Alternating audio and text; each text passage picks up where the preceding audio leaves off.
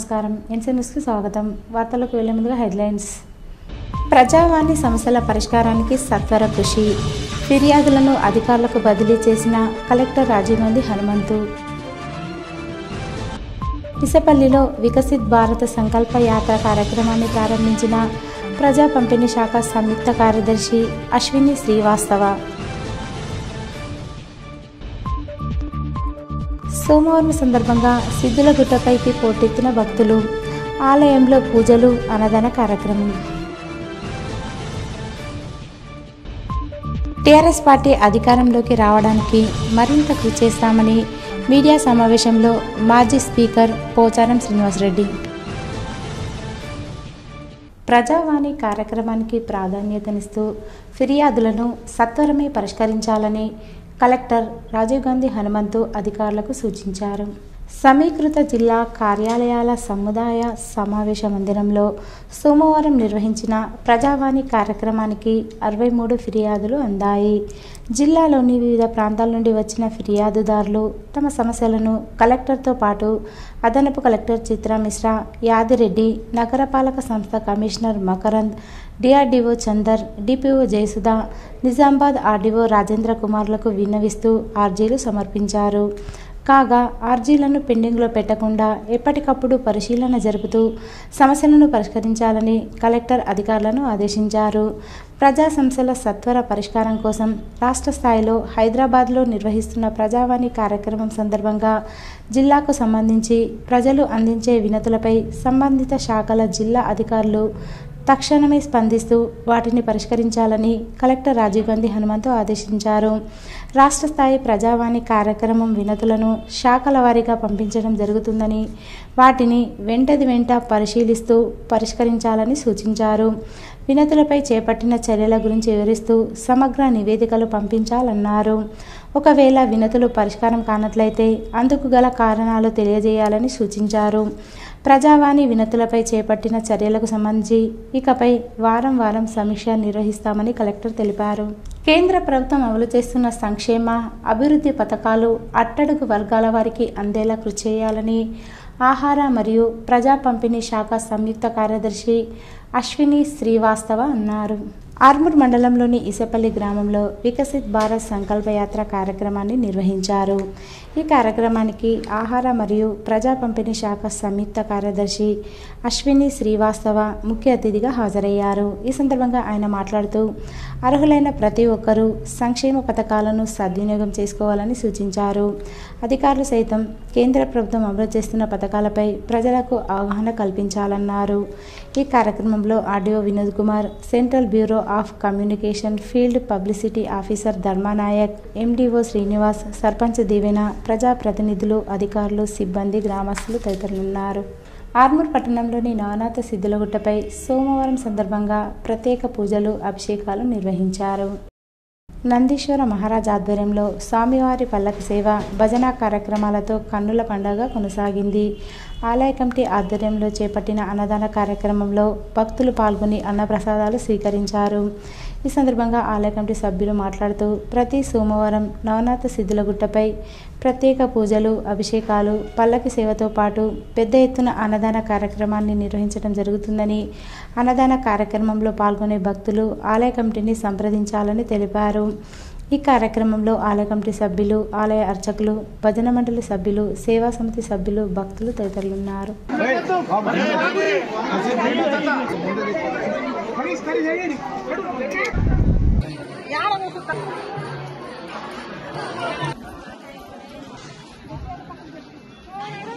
ఆర్మూర్ పట్టణంలోని పాత బస్టాండ్లో బీజేపీ ఆధ్వర్యంలో వికసిత్ భారత్ సంకల్ప యాత్ర కార్యక్రమాన్ని నిర్వహించారు. ఈ సందర్భంగా కేంద్ర ప్రభుత్వ పథకాల క్యాలెండర్ను బీజేపీ నాయకులు ఆవిష్కరించారు. అనంతరం అధికారులు ప్రభుత్వ పథకాలను ప్రజలకు వివరించారు. ఈ సందర్భంగా ఆరోగ్య పర్యవేక్షకుడు చంద్రశేఖర్ మాట్లాడుతూ సంకల్ప యాత్ర కార్యక్రమంలో భాగంగా మెడికల్ క్యాంపు నిర్వహించి ప్రజలకు అవగాహన కల్పించడం జరిగిందని అన్నారు. ప్రజలకు అవసరమయ్యే మందులు ఎల్లప్పుడూ ఆసుపత్రుల్లో సిద్ధంగా ఉంటాయని తెలిపారు. ఈ కార్యక్రమంలో బీజేపీ నాయకులు, అధికారులు తదితరులున్నారు. అన్ని రకాలైనటువంటి వ్యాధి లక్షణాలు ఏదున్నా కూడా వారికి సంబంధించినటువంటి మందులు మా క్యాంప్ ద్వారా అందజేయడం జరుగుతుంది.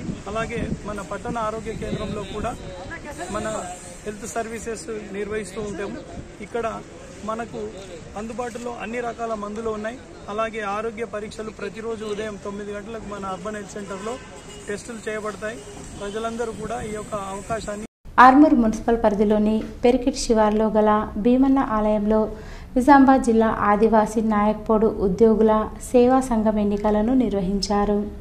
నాయక్పోడ్ జిల్లా ఉద్యోగుల సేవా సంఘం అధ్యక్షుడిగా రాజేశ్వర్, కార్యనిర్వాహక అధ్యక్షుడిగా నవీన్, ప్రధాన కార్యదర్శిగా రవి, మహిళా ఉపాధ్యక్షురాలిగా వనితలతో పాటు ఉపాధ్యక్షులు, సంయుక్త కార్యదర్శులు, ముఖ్య సలహాదారులను ఏకగ్రీవంగా ఎన్నుకున్నారు. అనంతరం కమిటీ సభ్యులు వారిని సన్మానించి శుభాకాంక్షలు తెలిపారు. ఈ సందర్భంగా నూతన అధ్యక్షుడు రాజేశ్వర్ మాట్లాడుతూ తనపై నమ్మకంతో మూడోసారి అధ్యక్షుడిగా ఏకగ్రీవంగా ఎన్నుకున్న ఉద్యోగులకు, జిల్లా సంఘం సభ్యులకు కృతజ్ఞతలు తెలిపారు. ఈ కార్యక్రమంలో నాయక్పోడు సంఘ సభ్యులు తదితరులున్నారు. ఏర్గట్ల మండల కేంద్రంలోని జిల్లా పరిషత్ ఉన్నత పాఠశాలలో PRTU TS ఉపాధ్యాయ సంఘం ఆధ్వర్యంలో నూతన సంవత్సర క్యాలెండర్ను మండల విద్యాశాఖ అధికారి ఆంధ్రయ్య ఆవిష్కరించారు. మండల విద్యాధికారి ఆంధ్రయ్య PRTU సభ్యులకు, ఉపాధ్యాయులకు శుభాకాంక్షలు తెలిపారు. ఈ కార్యక్రమంలో కాంప్లెక్స్ ప్రధానోపాధ్యాయుడు శ్రీకృష్ణచారి, PRTU మండల అధ్యక్షుడు శ్రీనివాస్, మండల ప్రధాన కార్యదర్శి కృష్ణప్రసాద్, రాష్ట్ర ఉపాధ్యక్షుడు దశేందర్, ఉపాధ్యాయులు తదితరులు పాల్గొన్నారు.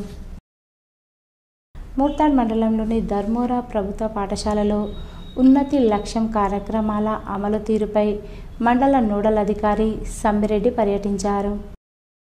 ఉన్నతి లక్ష్యం కార్యక్రమాల అమలు తీరుపై మండల నోడల్ అధికారి రికార్డులను పరిశీలించారు. అనంతరం ఆయన ఉపాధ్యాయుల బోధనా తీరును పర్యవేక్షించారు.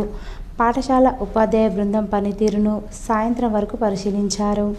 ఈ కార్యక్రమంలో పాఠశాల ప్రధానోపాధ్యాయుడు రఘునందన్ చారి, ఉపాధ్యాయులు పతాని గంగాధర్, సత్యకుమారి, గణేష్ గౌరవ్, రవికాంత్, క్రాంతికుమార్ తదితరులు పాల్గొన్నారు. దర్పల్లి మండలంలో తెలంగాణ ప్రభుత్వం ప్రతిష్టాత్మకంగా చేపట్టిన 6 గ్యారంటీల పథకం దరఖాస్తులు 28వ తేదీ నుండి 6వ తేదీ వరకు దరఖాస్తులు స్వీకరించి వాటిని మండల అభివృద్ధి కార్యాలయంలో భద్రపరిచి 5వ తేదీ నుండి ఆన్లైన్లో అప్లోడ్ చేయడానికి సంక్రాంతికి ఒకరోజు ముందుగానే కంప్లీట్ చేస్తామని ఎంపీడీఓ లక్ష్మణ్ అన్నారు. ఈ కార్యక్రమంలో ఎంపీఓ రాజేష్, కార్యదర్శులు, సీనియర్ అసిస్టెంట్, జూనియర్ అసిస్టెంట్, మీ సేవా సెంటర్ వాళ్ళు పాల్గొన్నారు. వారికి 38 లాగిన్లు తీసుకుని 50 మంది 2 షిఫ్టులుగా పనిచేస్తున్నారు. ఖచ్చితంగా అంచనా ప్రకారం 13వ తేదీ వరకు పూర్తి చేస్తామని, మండలంలో 13,200 దరఖాస్తులు వచ్చినా వాటిని కూడా పూర్తి చేస్తామని ఆయన అన్నారు. ఆయన వెంట ఎంపీఓ రాజేష్ కూడా పనుల బాధ్యతలు తీసుకుని ఎట్టి పరిస్థితుల్లో ఆన్లైన్ తొందరగా పూర్తి చేసి ప్రభుత్వానికి నివేదిస్తామని పేర్కొన్నారు. కౌంటర్స్ పెట్టి ప్రజల నుంచి అప్లికేషన్స్ స్వీకరించడం జరిగింది. మన మండలంలో 13,200 వరకు అప్లికేషన్స్ స్వీకరించడం జరిగింది. దాన్ని 5వ తేదీ నుంచి డిజిటలైజేషన్ చేస్తున్నాం, అంటే ఆన్లైన్లో ఎంట్రీ చేస్తున్నాం. మన జిల్లా కలెక్టర్ గారి ఆదేశాల ప్రకారం ప్రతి మండలంలో, మా మండలంలో 38 వర్క్ ఐడి తీసుకోవడం, లాగిన్స్ తీసుకోవడం జరిగింది. ఆ లాగిన్స్లో 30-40 మంది కంప్యూటర్ ఆపరేటర్స్తో జూనియర్ అసిస్టెంట్, సీనియర్ అసిస్టెంట్ అందరూ కూడా పనిచేయడం జరుగుతుంది. దీన్ని మేము ఇప్పటి వరకు 3,200 వరకు డాటా ఎంట్రీ చేయడం జరిగింది. ప్రొద్దున సాయంత్రం 2 షిఫ్ట్లు పనిచేస్తున్నాము. దర్పల్లి మండల కేంద్రంలో అయోధ్య రామ మందిర నిర్మాణంలో విగ్రహ ప్రతిష్టాపన ఈ నెల 22వ తేదీన జరగనుంది. ఈ కార్యక్రమంలో ప్రతి హిందూ భాగస్వామ్యంగా ఉండాలని, అయోధ్య నుంచి అక్షింతలు, ఫోటో పంపించడం జరిగిందని, ప్రతి రాష్ట్రంకు, ప్రతి జిల్లాకు, ప్రతి మండలంకు, ప్రతి గ్రామంకు, ప్రతి ఇంటికి చేరేలాగా కార్యక్రమం రూపొందించి దశల వారీగా అక్షంతలు పంపిణీ జరుపుతున్నారు. ఈ కార్యక్రమంలో ఈరోజు దర్పల్లిలో ఉదయం హిందూ బంధువులు ప్రతి ఒక్కరూ ఇందులో భాగస్వామ్యమై జై జై రామ, అయోధ్య రామ, జై శ్రీరామ్ అంటూ కురుమ యాదవ సంఘం వారు డోలు తాళాలతో ప్రతి ఇంటికి తిరుగుతూ పంచుతున్నారు. కొన్ని గ్రూపులుగా ఏర్పడి ఏ కులం వాళ్ళు ఆ కులం వారికి అక్షింతలు అందజేశారు. ఈ కార్యక్రమంలో లోలం గంగారెడ్డి, మహిపాల్ యాదవ్, దాసు, గంగారెడ్డి తదితరులు పాల్గొన్నారు. తెలంగాణ రాష్ట్ర వ్యాప్తంగా 2023 ఎమ్మెల్యే ఎలక్షన్ ఎన్నికల కమిషన్ ఆదేశానుసారం మండలాల వారీగా బందోబస్తులో భాగంగా అవాంఛనీయ సంఘటనలు జరగనీయకుండా వీడియో చిత్రీకరించాలని ఆదేశించారు. బాల్కొండ నియోజకవర్గం వీడియోగ్రాఫర్లు వీడియోలు చిత్రీకరించి ఎలక్షన్ అధికారులకు అందించారు. కానీ ఇప్పటి వరకు బాల్కొండ నియోజకవర్గంలో ఒక షిఫ్ట్కు ఎన్ని డబ్బులు చెల్లిస్తారు అనే విషయంను అధికారులు నిర్ధారించలేదు. వివిధ జిల్లాల్లో ఒక్కో విధంగా చేస్తే భీమ్గల్ ఎంఆర్ఓ మాత్రం తన ఇష్టానుసారంగా మాట్లాడుతూ కలెక్టర్ మాకు ఆదేశించారు, మేము ఇచ్చినంత తీసుకోండి లేకుంటే కలెక్టర్ వద్దకు వెళ్ళండి అని అంటున్నారు. గతంలో ఎంఆర్ఓ ఈ విధంగా మాట్లాడితే కలెక్టర్ను వీడియోగ్రాఫర్లు కలవడం జరిగింది. కలెక్టర్ స్పందించి మీరు ఎంఆర్ఓను కలవండి, మేము ఆదేశాలు జారీ చేశామని చెప్పడంతో ఈరోజు వీడియోగ్రాఫర్లు ఎంఆర్ఓను కలిసి వినతి పత్రాన్ని అందజేసిన తర్వాత భీమ్గల్ ఎంఆర్ఓ స్పందించి షిఫ్ట్కు 900 రూపాయలు చెల్లిస్తామని అన్నారు. ధరలు పెరిగినాయి. రాత్రనక పగలనక ఎవరొచ్చి ఏ దాడి చేస్తారో తెలియదు. వీడియోగ్రాఫర్ల మీద, అధికారుల మీద ఆ భయంతో వారు మరి ఆ రోజుల్లో ఎన్నికల సమయంలో వీడియో తీశారు. వాళ్ళ పని అయిపోయింది కాబట్టి, ఎలక్షన్లు అయిపోయినాయి కాబట్టి వీరు ఈ రోజు చేతులు ఎత్తేసి ఈ రోజు వీడియోగ్రాఫర్లను చాలా ముప్పు తిప్పలు పెడుతున్నారు. కలెక్టర్ గారు మీకు ఒక్కటే విన్నవించుకుంటున్నాం, ఆడియో మీరు ఒక్కటే విన్నవించుకుంటున్నాం. ఖచ్చితంగా వీరికి ఏవైతే మీరు రోజువారీ వీరి కూలి ఉన్నదో వారిని తక్షణమే మీరు అమలు చేసి వీరికి హెల్ప్ చేయాలని సిఐటి తరఫున డిమాండ్ చేస్తా ఉన్నాం. పార్కింగ్ చేసి ఉంచిన ద్విచక్ర వాహనాలను దుండగులు నిమిషాల వ్యవధిలో చాకచక్యంగా దొంగిలించుకుపోతున్నారు. ఆర్మూర్ పట్టణంలోని కుక్కలగుట్ట వద్ద పార్కింగ్ చేసి ఉంచిన ద్విచక్ర వాహనాన్ని దుండగులు హ్యాండిల్ లాకులు పగలగొట్టి వాహనాన్ని ఎత్తుకెళ్లారు. ఆర్మూర్ పట్టణంలోని మామిడిపల్లికి చెందిన కొలిప్యాక్ మమతకు చెందిన హోండా షైన్ వాహనాన్ని దుండగులు ఎత్తుకెళ్లారు. ద్విచక్ర వాహనం ఉన్న పరిసర ప్రాంతాల్లో సీసీ కెమెరాలు ఉండడం వల్ల వాహనం దొంగిలించుకెత్తిల్లిన దృశ్యాలు సీసీ కెమెరాలో నమోదయ్యాయి. దీంతో బాధితులు పోలీసులకు ఫిర్యాదు చేయడంతో నిందితులను పట్టుకోవడంలో పోలీసులు కేసు నమోదు చేసి దర్యాప్తు చేస్తున్నట్లు తెలిపారు. టీఆర్ఎస్ పార్టీలో ఉన్న సొంత నాయకులే తమ ఎమ్మెల్యేలను పోగొట్టుకున్నారని మాజీ స్పీకర్ బాన్స్వాడ ఎమ్మెల్యే పోచారం శ్రీనివాసరెడ్డి అన్నారు.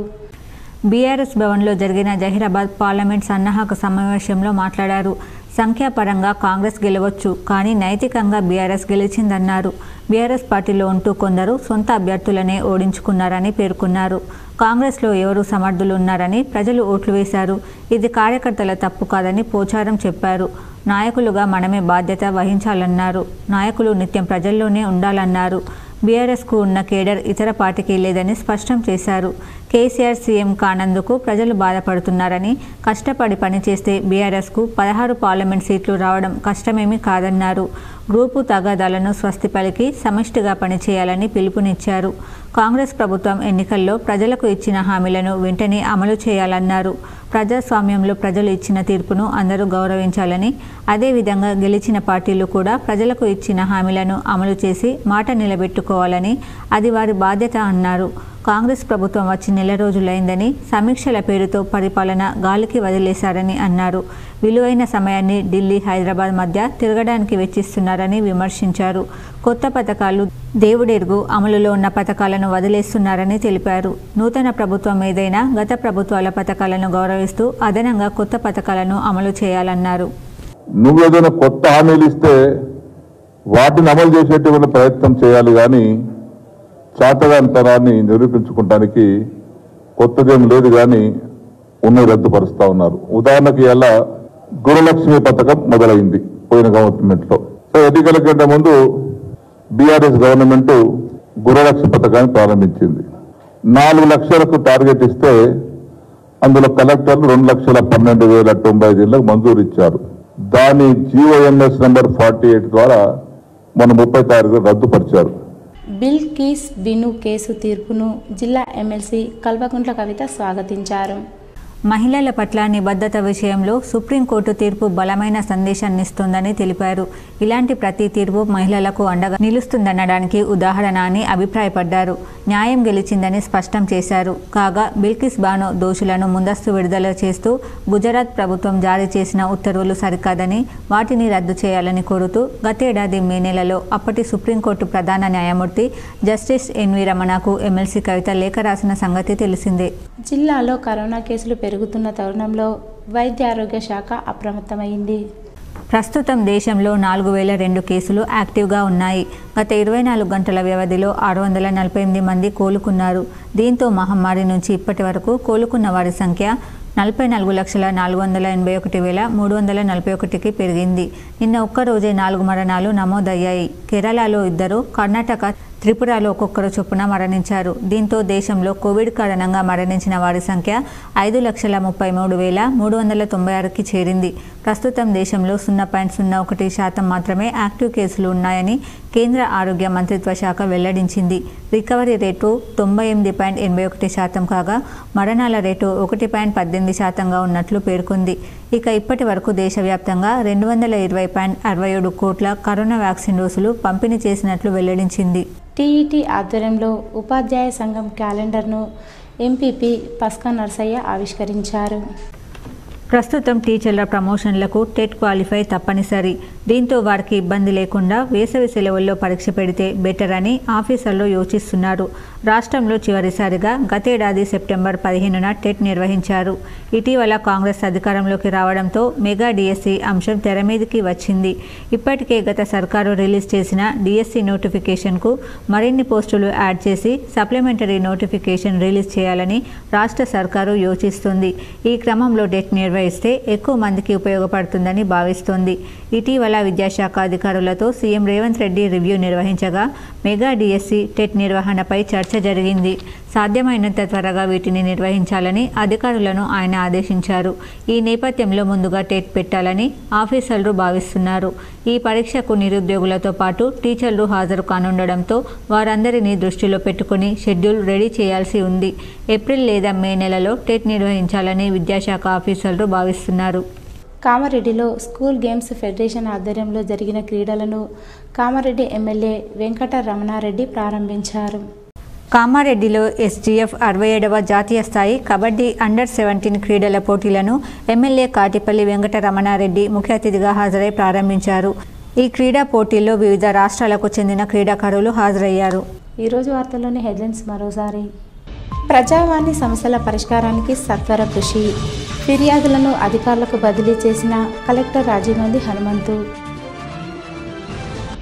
పిసపల్లిలో వికసిత్ భారత సంకల్ప యాత్ర కార్యక్రమాన్ని ప్రారంభించిన ప్రజా పంపిణీ శాఖ సంయుక్త కార్యదర్శి అశ్విని శ్రీవాస్తవ. సోమవారం సందర్భంగా సిద్ధులగుట్టపైకి పోటెత్తిన భక్తులు.